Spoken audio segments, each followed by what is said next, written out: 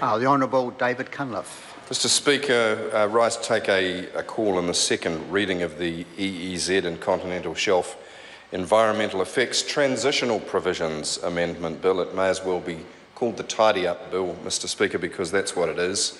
For people listening in or viewing us this afternoon, there's an old law about Parliament which is on, thank God it's Thursday, in the dark last hours of Thursday afternoon, just before the House rises, sir.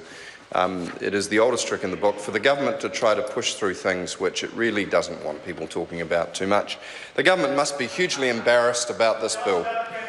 Terribly embarrassed about this bill, sir, because we told them when they passed the original EEZ law, sir, that they were doing it in a rushed manner, incomplete consideration, new terms that hadn't been properly designed, which my colleague David Parker reminds me interrupted a whole lot of jurisprudence of settled law around the RMA. And we warned the government then and the public that if they rushed the bill through, that we'd be back in the House tidying up its mistakes. And lo and behold, here we are.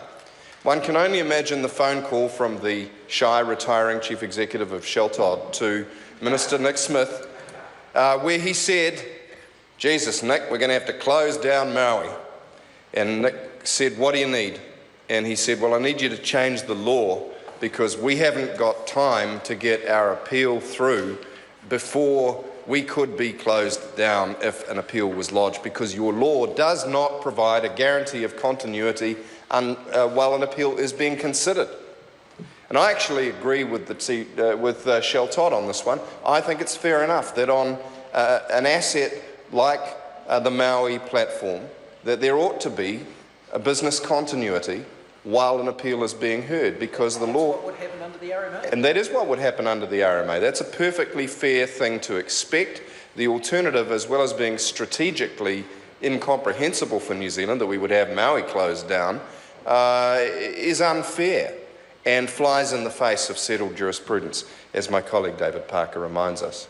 But that all begs the question, Mr Speaker, of why the law is as the law is, and why we therefore have to be here on the dead of Thursday afternoon fixing up the government's mistakes.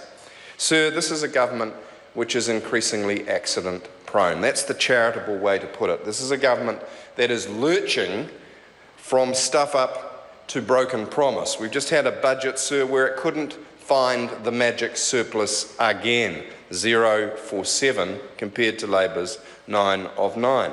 A government which broke its promise on affordable housing and its growth targets for growth, and very relevant to this bill, sir, its external balance. Now, you'll recall, of which our hydrocarbon exports are a very important part, sir, of which this platform provides a cornerstone. Now, the government thought it was going to be able to get our exports as a percentage of GDP up from 32% to its target 40% by 2025. How are they going? They're going backwards, is how. Because exports as a percentage of GDP are now forecast to go down from 32 to 26, and that's even assuming that this bill goes through and the Maui platform is not closed down. So this is a measure, this bill, a pooper scooper of a law change, a Mr. Fix-It, a last-minute save, a caught the egg before it hit the floor kind of bill. The national members are giggling with delight at the plight of their minister. They know that's one more space in cabinet for the class of 1999 or whatever it is over there, the class of 2011. Hope springs eternal on the face of the young. There's Sam Laudoinga thinking, well, there's a couple of slots up the cabinet ladder. He can scramble when Nick Smith becomes the tea boy. I mean, imagine for a sec we weren't passing this bill. Imagine Nick Smith's parliamentary future. Order. Come back. Slim down the minister, he's saying. No. We can slim down the debate by coming back to the content of the bill. It is accepted, sir, on several points. Firstly, that if this law change is not made, that Shell Todd could be vulnerable to a mischievous or vexatious appeal, which would potentially suspend production while the appeal was being heard, even if it didn't result in being upheld. That flies in the face of previous jurisprudence, and it would be an inappropriate and very unwanted effect for New Zealand. and one which I think Shell Todd has a legitimate expectation the law would protect it from. Now, the government's tried to shift blame to Shell Todd, saying, well, they were too slow putting in their application. They left it too late. And it's kind of interesting, Mr. Speaker, to see the honey dripping from the mouth of the minister as he's heaping praise on Shell Todd on the one hand and then actually putting the boot in with the other to try to spread blame for this legislative incompetence which has got us here on a Thursday afternoon. It's not difficult, Mr. Speaker, to imagine that a government which was trying to import the principles of the RMA into the EEZ legislation would, in doing so, import the principle that business doesn't stop on appeal unless the appeal is upheld. Otherwise, the consent is taken as granted, especially if it's an ongoing one. Mr. Speaker, this is not the only example of haplessness around these issues. It's my privilege to have the Innovation and Science portfolio, and as part of that I get to look pretty closely at the grants made by Callaghan Innovation. And it's made a grant to Chatham Rock Phosphate, which was one of the applicants whose appeal for mining rights, subsea mining rights, was declined by the EPA under this law. Now, I'm not going to comment on whether that was a good decision or not, because that's an independent juridical body. It may well have been a good decision. Some of our colleagues certainly see it that way. But my point, sir, is that there is such uncertainty under the law because the drafting quality is so poor, and we are back amending it yet again, the amendment to the amendment, that who would know? And what is that uncertainty doing, sir, for business confidence in New Zealand? How do investors feel when they look at this shambles of a government that cannot even continue existing RMA precepts into the EEZ legislation?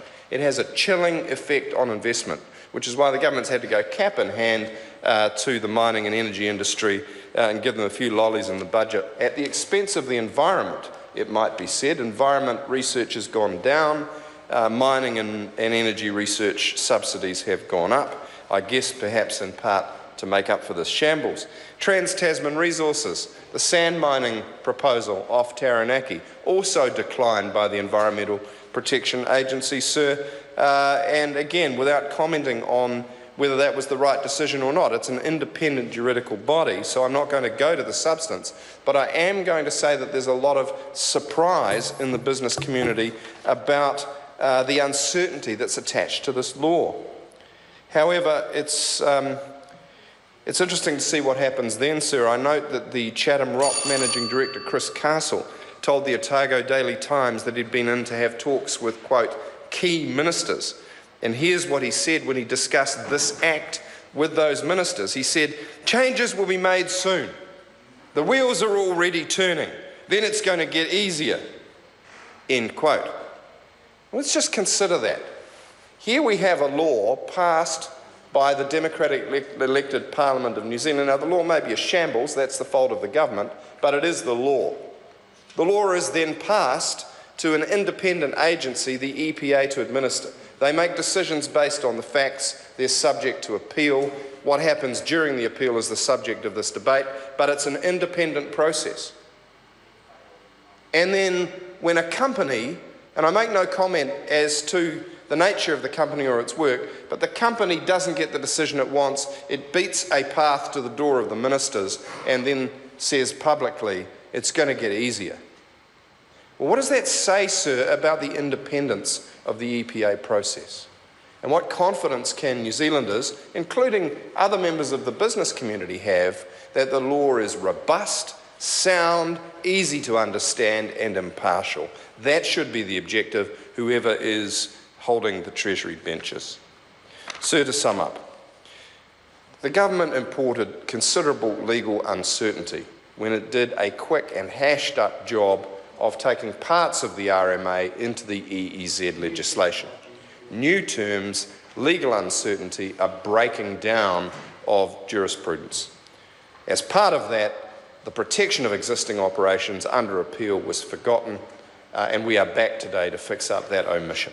We believe that Shell Todd has a right to continue to operate in those circumstances, and we certainly don't wish to see Maui stop production. That is why we support this bill. I call Todd Muller.